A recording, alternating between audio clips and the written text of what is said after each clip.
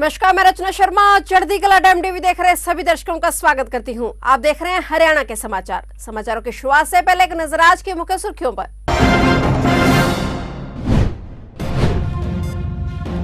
अग्निवीर भर्ती के लिए नियमों में हुआ बदलाव, अब फिजिकल से पहले होगा टेस्ट।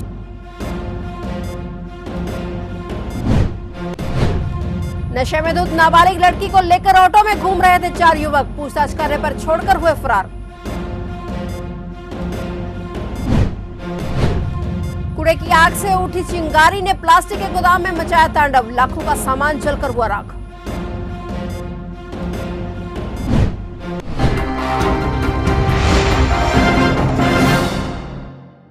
और अब समाचार विस्तार से।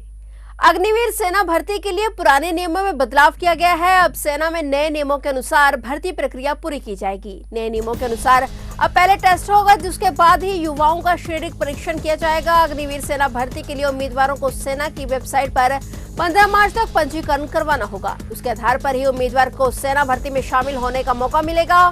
दादरी सेना भर्ती कार्यालय के निदेशक कर्नल आनंद साकले ने पत्रकार वार्ता में सेना भर्ती के लिए नए नियमों की जानकारी दी। उन्होंने बताया कि ज्वाइन इंडिया आर्मी वेबसाइट पर युवाओं का अगला अग्निवीर भर्ती के लिए पंजीकरण आरंभ हो गया है। यह 15 मार्च तक होगा।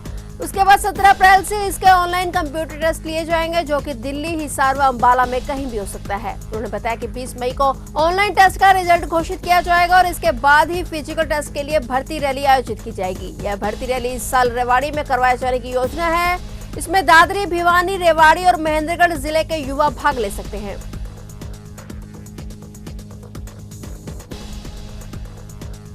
जेजेपी और बीजेपी के साझा हरियाणा सरकार का चौथा बजट विधानसभा में हरियाणा के मुख्यमंत्री मनोहर लाल ने पेश कर दिया। इस बजट में बुढ़ापा पेंशन में 250 रुपए बढ़ोतरी करने और मेट्रो ट्रेन विस्तार करने का मुख्य बिंदु रहा। वहीं हरियाणा के बजट को आम आदमी पार्टी ने जन विरोधी बजट बताया है। आम आदमी पार्टी के राष्ट्रीय राजनीतिक सलाहकार अनुराग ठांडा ने बजट को घाटे का बजट बताया है। ठांडा ने बजट को लेकर निशाना साधते हुए कहा कि इस बजट में कोई नया कुछ नहीं है। महिला सुरक्षा, शिक्षा, हेल्थ के बजट में कोई भी बढ़ोतरी नहीं हुई। अनुराग ठांडा ने हरियाणा के बजट को लेकर रोहतक में प्रेस वार्ता कर कहा कि हरियाणा का बजट जन विरोधी बजट है। बजट में नया कुछ सरकार ने नहीं किया है। हरियाणा का बजट विधानसभा में पेश किया गया और जैसी कि उम्मीद थी इस सरकार से, क्योंकि एक लोकतांत्रिक तरीके से चलने वाली या लोगों की मनपसंद सरकार ये इस वक्त नहीं है। सब लोग नफरत की निगाह से इस सरकार को देख रहे हैं। तो सरकार ने अपने बजट में भी रेसिप्रोकेट किया उसको। सरकार ने अपने बजट में भी लोगों के प्रति वैसी भावना रखी जैसी लोगों की आज के दिन में सरकार के प्रति भावना है, यानी नफरत की भावना से। इस पूरे बजट के अंदर अगर मैं इसको चंद शब्दों में समेटना चाहूं तो ये बजट महिला विरोधी, किसान विरोधी, छात्र विरोधी, कर्मचारी विरोधी, शिक्षा और स्वास्थ्य विरोधी, ये हर उस मुकाम पे फेल नजर आता है जिसके लिए कोई भी लोकतांत्रिक सरकार की जिम्मेदारी है कि वो काम करे। मैं एक एक करके कुछ महत्वपूर्ण बिंदुओं पे आपका ध्यान आकर्षित करना चाहता हूं, जिससे ये आप समझ सकें कि किस तरीके से एक कागज का पुलिंदा भर तैयार कर दिया गया। बजट जैसा या लोगों को सुविधा देने जैसी इस बजट के अंदर कुछ भी नहीं था। सबसे पहली चीज, 50,000 करोड़ के घाटे का बजट है हरियाणा के अंदर। 8 साल से खट्टर सरकार चल रही है। रेवेन्यू को बढ़ाने के लिए, भ्रष्टाचार को रोक के सरकारी खाते में पैसा आए, उसके लिए कोई काम नहीं किया गया। पहले से ही अगर आप देखें तो करीब करीब 2.25-3 लाख करोड़ के आसपास का कर्जा हरियाणा के ऊपर है और हर साल हर बजट में से 35,000 करोड़ रुपए हमें उस कर्ज का ब्याज चुकाना पड़ता है। लोकसभा सांसद संजय भाटिया ने पॉली हाउस की खेती के लिए रकबे की ग्रोथ पर चिंता तो व्यक्त की ही, साथ ही सवाल भी खड़े कर दिए। सब्जी उत्कृष्टता केंद्र में 9वें सब्जी मेले के मंच से संजय भाटिया ने कहा कि वर्ष 2011 में सब्जी उत्कृष्टता केंद्र की स्थापना हुई थी और अब तक पॉली हाउस में खेती का रकबा महज 3,000 एकड़ ही है, जबकि इतने सालों में 30,000 एकड़ में पॉली हाउस में खेती होनी चाहिए थी। उन्होंने कहा कि बागवानी का रकबा बढ़ाने के लिए सरकार से बात की जाएगी और 500 ऐसे वॉलंटियर्स तैयार किए जाएंगे जो अलग अलग जिलों में जाकर किसानों को मार्गदर्शन दे सके। यदि एक वॉलंटियर 1 एकड़ में पॉली हाउस लगवाने में कामयाब हो जाता है तो 500 एकड़ में पॉली हाउस होंगे और 500 को देकर 5,000 किसान खुद ही बागवानी की तरफ बढ़ जाएंगे। धन्यवाद करूंगा सुधीर जी का और पूरे इनके साथियों का कि वाकई में इतना उत्कृष्ट एक्सपो यहाँ पर लगा मैं खुद देखकर अचंभित हूँ कि हमारे जो प्रोग्रेसिव किसान हैं इस सेंटर के साथ जुड़ के कितना ज़बरदस्त चेंज उन्होंने करा है। आज अगर सही मायने में किसान का भला कोई कर सकता है तो ये टेक्नोलॉजी कर सकती है, जिससे पर्यावरण को भी नुकसान नहीं होने जा रहा, हमारा खर्चे भी कम होने जा रहे हैं, हमारी फसल भी कई गुना जाने वाली है और गुणवत्ता क्वालिटी वाइज भी फसल जो है, चाहे वो सब्जी हो, चाहे फल हो, फ्रूट हो, शहद हो, हर एक की गुणवत्ता मैंने खुद चेक किया है, बहुत ज़बरदस्त है। और मैं कहता हूँ कि इसको और ज़्यादा एक्सप्रेसिव और बहुत ज़्यादा फैलाव इसका होना चाहिए। और मैंने उसके लिए एक कृषि मित्र का एक सुझाव भी दिया है कि यहाँ से ट्रेंड बच्चे जाकर ग्राउंड के अंदर ये करके दिखाएं। जो सेंटर के ऊपर डेवलपमेंट्स हो रही हैं, सेंटर के ऊपर जो टेक्नोलॉजी का यूज़ करके मल्टीप्लाई किया जा रहा है अपने प्रोड्यूस को, मैं चाहता हूं कि ग्राउंड के अंदर जाकर ये करके दिखाएंगे तो ज़्यादा किसान जुड़ेंगे। रोहतक के नया बस स्टैंड के पास स्थित जननायक जनता पार्टी कार्यालय में जेजेपी राष्ट्रीय संयोजक डॉक्टर अजय सिंह चौटाला पहुंचे। उन्होंने इस दौरान कार्यालय में कार्यकर्ताओं से बातचीत की। साथ ही उन्होंने इनेलो व अभय सिंह चौटाला पर भी निशाना साधा और 2024 में गठबंधन को लेकर चल रही अटकलों को भी साफ किया। अभी तक बीजेपी के प्रदेश अध्यक्ष की तरफ से कोई बयान नहीं आया। वहीं उन्होंने कहा कि 2024 के चुनाव को लेकर पार्टी नियमित तैयारी कर रही है। हम निरंतर प्रयासरत हैं। सरकार अपने बजट में सुविधा अनुसार उसको बढ़ा रही है लगातार, और हमने बार बार कहा है कि हम उस टारगेट तक पहुंचाने का काम करें। लेकिन एक मुश्त की बात हुई ना, टारगेट एक मुश्त तक अगर हम एक मुश्त सरकार हमारी होती तो एक मुश्त ही बढ़ाते। अब हम सहयोगी हैं, सहयोगी के नाते जो मिनिमम प्रोग्राम है उसके मुताबिक ही फैसले होते हैं।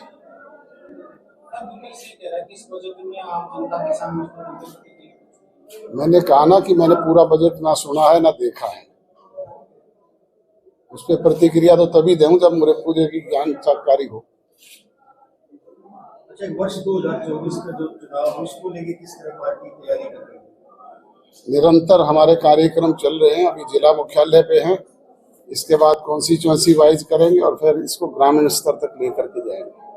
अभी तो पूरी 90 की 90 और 10 लोकसभा की। बिल्कुल बिल्कुल। तो गठबंधन में चुनाव लड़ा जाएगा 24 का। गठबंधन। राजस्थान में गौरक्षा के प्रकरण को लेकर हिंदू संगठनों में काफी रोष देखने को मिला है। वहीं कैथल के जिला सचिवालय में भी हिंदू संगठन बजरंग दल, हिंदू विश्व परिषद व अन्य हिंदू संगठनों ने गहलोत सरकार के खिलाफ जमकर नारेबाजी की। उनका आरोप है कि मामले की निष्पक्ष जांच कराने की बजाय और सीबीआई को जांच सौंपने की जगह सरकार ने इन बातों को नकार कर अपनी स्थानीय पुलिस का सहारा लेकर मनगढ़ंत तरीके से कहानी बनाई और गौरक्षकों और हिंदू संगठनों से जुड़े हुए लोगों को जबरन उठा लिया गया और उनके ऊपर अत्याचार किए जा रहे हैं। उन्होंने मांग की कि गहलोत सरकार उनके ऊपर पुनर्विचार करे और निर्दोषों को रिहा करे। निर्मम हत्या की गई है राजस्थान पुलिस के द्वारा। बजरंग दल के कुछ कार्यकर्ताओं के नाम जानबूझ करके झूठी सूचना बना करके, झूठा नाम रखवा करके, जो ये झूठे केस बनाना करके जो है ना, राजस्थान पुलिस ये कोशिश कर रही है कि हिंदुओं को, सनातन कार्यकर्ताओं को, गौ रक्षकों को इनको डराया जाए, इनको धमकाया जाए, इनके परिवारों को अंदर डाला जाए। और उसका परिणाम ये रहा कि राजस्थान से जो पुलिस खड़ी होकर के आई वो हमारे जो कार्यकर्ता के घर गई और वहाँ पे जो है ना, उन्होंने पूरे परिवार के साथ मारपीट की। यहाँ तक कि एक बच्चा जो है, उस श्रीकांत जी जो हमारे कार्यकर्ता हैं, वो गौरक्षक हैं, गौरक्षा के लिए जो है ना कार्य करते हैं, उसके परिवार की जनानी के पेट को लात मारी गई टारगेट बना करके, जिसके कारण उस बच्चे की मृत्यु हुई है, हत्या हुई है। और ये पूरा जो है ना, पूरे हरियाणा में प्रकरण चल रहा है। पूरे प्रांत के जो हिंदू हैं वो इकट्ठे होकर के पंचायतें कर रहे हैं। अभी ये झूठा केस बना करके जो ये डराया जा रहा है, इसको रोका जाए, तुरंत रोका जाए, अन्यथा जो है ना प्रत्येक गांव से हिंदू जो है बाहर निकलेगा। करनाल में सिख समाज के लोगों ने सड़कों पर उतरकर प्रदर्शन किया। इतना ही नहीं, जिला सचिवालय के बाहर सरकार व कमेटी का पुतला भी फूंका गया। बता दें कि सरकार द्वारा हरियाणा गुरुद्वारा सिख कमेटी का गठन किया गया है। प्रदर्शन में शामिल समाज के लोगों का कहना है कि सरकार ने जो कमेटी बनाई है उसमें सरकार के ही लोग हैं और कमेटी वो बननी चाहिए थी जो सिख समाज के लोग चुने, जनता चुने। उन्होंने कहा कि हरियाणा को अगर कोई नई कमेटी बनाने के लिए परमिशन मिली है तो उसका चुनाव होना चाहिए, न कि सरकार अपने ही लोगों को प्रधान और कमेटी का सदस्य बना दे। इस उन्होंने सरकार के नाम प्रशासनिक अधिकारी को ज्ञापन भी सौंपा। उनकी मांग है कि इस कमेटी को सरकार जल्द से जल्द रद्द करके एक नई कमेटी चुनाव के माध्यम से बनाई जाए, जो हरियाणा के ऐतिहासिक गुरुद्वारों की देखरेख करे और उनकी देखभाल करे। आश्वासन हमने तो मेमोरेंडम दिया है कि ये कमेटी हमें बिल्कुल मंजूर नहीं है, जो आरएसएस समर्थित है, क्योंकि लंबे संघर्ष के बाद एक कमेटी बनाई गई। सिखों ने बड़ा संघर्ष किया है, जिंडा साहब ने, नलवी साहब, बहुत बड़ा संघर्ष हमने लड़ा है, लेकिन उसके बावजूद ये कमेटी आरएसएस को सौंप दी गई है। हम इसका विरोध करते हैं और जो इन महंतों ने किया है, गुरुद्वारे के ताले तोड़े, गोलकों के ताले तोड़े, लोगों के ऊपर हमला किया, हम उसका विरोध करते हैं और दादूवाल और इनको चेतावनी देते हैं कि अगर ये करनाल में घुसेंगे तो उनका हम शस्त्रों से भी विरोध करेंगे, इससे पीछे नहीं हटेंगे। यमुनानगर के जगाधरी में एक उद्योगपति के घर हेलमेट पहनकर पहुंचे दो युवकों ने पिस्तौल व चाकू की नोक पर परिवार को बंधक बनाया और घर में रखे लाखों के गहने व नकदी छीन ली। वे उद्योगपति को घायल कर फरार हो गए और इसी दौरान भारी संख्या में पुलिस बल मौके पर पहुंचा और यमुनानगर में चारों ओर नाकाबंदी की गई, जिसके चलते आरोपी घटना के कुछ ही घंटों में पुलिस के हत्थे चढ़ गया। पुलिस अधीक्षक मोहित हांडा ने मीडिया से बातचीत करते हुए बताया कि मारपीट के दौरान एक युवक का हेलमेट कुछ ढीला हो गया, जिसके चलते उसकी पहचान हो गई थी और उसी आधार पर तुरंत छापेमारी की गई और रविंदर नामक एक युवक को गिरफ्तार करके उसके कब्जे से कुछ गहने बरामद किए गए हैं। पुलिस अधीक्षक ने बताया कि गिरफ्तार आरोपी पिछले साल तक उद्योगपति के पास काम करता था। उसने अपने एक अन्य साथी के साथ मिलकर इस वारदात को अंजाम दिया। अब पुलिस रिमांड के दौरान पूछताछ करके उसे बाकी की ज्वेलरी व कैश के बारे में पता करके उसे बरामद किया जाएगा। ये व्यक्ति जो है इसका ये मुंडा खेड़ा का रहने वाला है और इसका नाम रविंदर इलियस बिंदर है, जो पहले इनके पास ड्राइवर की नौकरी करता था। ये एफआईआर के कंटेंट्स के मुताबिक भी ये व्यक्ति हेलमेट पहन के आए थे और जैसे मैंने बताया मकान मालिक के साथ भी इनकी हाथापाई हुई। हाथापाई के दौरान हेलमेट जो है वो हट गया था, तो उससे इसकी पहचान भी हुई कि ये उन्होंने शक जताया था कि ये रविंदर इलियस बिंदर ही है और ये 2022 तक इनके पास नौकरी कर रहा था और उसके बाद ये छोड़ के चला गया। अभी शुरुआती जो हमारी जांच है इसमें ये पता लगा है कि इस पे पहले भी कुछ आपराधिक मामले दर्ज हैं। तो इसी मौके पे मैं आपके माध्यम से भी सबको ये बताना चाहूँगा, जो यमुनानगर निवासी भी हैं, कि आप कोई भी सर्वेंट, टेनेंट इत्यादि जो भी जिनके साथ भी आप संपर्क करते हैं या उनको अपने पास रखते हैं, ज़रूर उनकी वेरिफिकेशन कराएं, पुलिस वेरिफिकेशन कराएं, जिससे उनका अगर कोई पुराना आपराधिक इतिहास है तो उसका पता लग सके। साथ ही साथ मैं ये भी सभी यमुनानगर वासियों को विश्वास दिलाता हूँ कि अगर आप तुरंत इसकी सूचना देते हैं, जैसे इस केस में भी 112 पे सूचना दी गई, कंट्रोल रूम के माध्यम से टीम्स पहुँची, तो इस प्रकार की जो केसेस हैं उनको ट्रेस करने की संभावना बढ़ जाती है और पुलिस को भी उसमें सहायता मिलती है। गांव जुंडला व भांसा के बीच पेपर देकर लौट रहे पति पत्नी को थार गाड़ी ने टक्कर मार दी। इसमें पति की मौत हो गई जबकि पत्नी गंभीर रूप से घायल हो गई। पति पत्नी पानी पीने के लिए बाइक को साइड में लगाकर खड़े थे। पीछे से थार गाड़ी ने उनको टक्कर मार दी। घटना की सूचना के बाद पुलिस ने व्यक्ति के शव को कब्जे में लेकर पोस्टमार्टम के लिए भिजवा दिया और घायल पत्नी को उपचार के लिए अस्पताल में भर्ती करवाया गया। पुलिस ने इस मामले में थार चालक के खिलाफ केस दर्ज कर कार्रवाई शुरू कर दी है। जो सोनू नाम का लड़का था, अपनी पत्नी कविता को पेपर दिलाने के लिए सिंघाना का रहने वाला। तो कुछ शाम को वापस जा रहे थे? हाँ, ये शाम को पेपर दिलाने के बाद वापस अपने घर जा रहे थे। तो क्या कार्रवाई की जा रही है? एफआईआर दर्ज कर दिया, तफ्तीश जारी है। थार गाड़ी और कब्जे में ले ली? थार गाड़ी कब्जे में ले लिया। कहाँ का निकला, कोई पता लगा? अभी तो एड्रेस क्लियर नहीं आया। जैसे भी अथॉरिटी से एड्रेस वगैरह लेके इन्वेस्टिगेशन कर जो भी सामने आएगा उसकी कार्रवाई। पत्नी का क्या हाल है? पत्नी अभी तो सिचुएशन ठीक है, कल से बेटर है आज। अच्छा, तो कार्रवाई की जा रही है। जो थार चालक को अभी गिरफ्तार, थार चालक की अरेस्ट पेंडिंग है। जैसी शख्स से आएंगे आज पोस्टमार्टम के लिए आए? आज पोस्टमार्टम के लिए शव परिजनों को सौंपा जाए? बस हाँ, पोस्टमार्टम के बाद परिजन के हैंडओवर। हरियाणा के बड़े शहरों में से एक फरीदाबाद में भी महिलाएं पूरी तरह से सुरक्षित नहीं हैं। इस बीच शहर में 4 युवक एक नाबालिग लड़की को नशे की हालत में दिन दिहाड़े ऑटो में लेकर घूम रहे थे। लड़की की हालत को देखकर एक स्थानीय युवक ने उनसे पूछताछ की तो उनमें से एक युवक लड़की को वहीं छोड़कर ऑटो भगा ले गया, जबकि अन्य 3 युवक पैदल ही वहां से भाग निकले। इसके बाद स्थानीय युवक ने लड़की को वहीं बिठाया और डायल 112 को इसकी सूचना दी। पुलिस ने लड़की से पूछताछ करने की कोशिश की, लेकिन वह कुछ भी बताने में असमर्थ थी। बताया जा रहा है कि बदमाशों ने लड़की को नशे की डोज दे रखी थी। सब इंस्पेक्टर सुनील कुमार ने बताया कि उन्हें डायल 112 के माध्यम से सूचना मिली थी कि एक लड़की लावारिस अवस्था में है। इसके बाद मौके पर पहुंचकर लड़की को मेडिकल चेकअप के लिए भेजा गया और मामले में जांच शुरू कर दी गई है। बहादुरगढ़ शहर में प्लास्टिक के गोदाम में भीषण आग लग गई, जिसमें लाखों रुपए का सामान जलकर राख हो गया।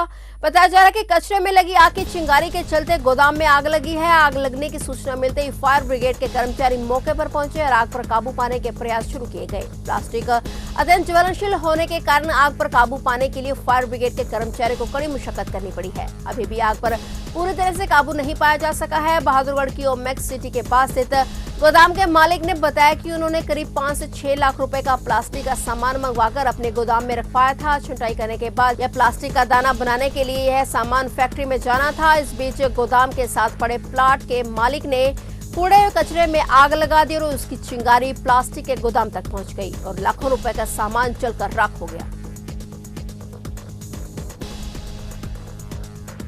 कुंजपुरा ब्लॉक समिति के चेयरमैन और उप चेयरमैन का चुनाव हुआ। रूपचंद को चेयरमैन व सोहन सिंह को उप चेयरमैन बनाया गया। बता दें कि कुंजपुरा ब्लॉक समिति का चुनाव 3 महीने से भी ऊपर के समय बीत चुका है, लेकिन अभी तक चेयरमैन व उप चेयरमैन का चुनाव नहीं हो पाया था। 3 बार चुनाव की डेट दी जा चुकी थी। कभी मेंबरों की संख्या बल पूरे नहीं हो पा रहे थे, तो कभी प्रशासनिक अधिकारी मौके पर नहीं पहुंच रहे थे। आज भी काफी जद्दोजहद के पश्चात कुंजपुरा ब्लॉक समिति के चेयरमैन वाइस चेयरमैन का चुनाव कुंजपुरा के बीडीपीओ कार्यालय में संपन्न हुआ, जिसमें 16 में से 13 वोट रूपचंद व सोहन सिंह के पक्ष में डाले गए।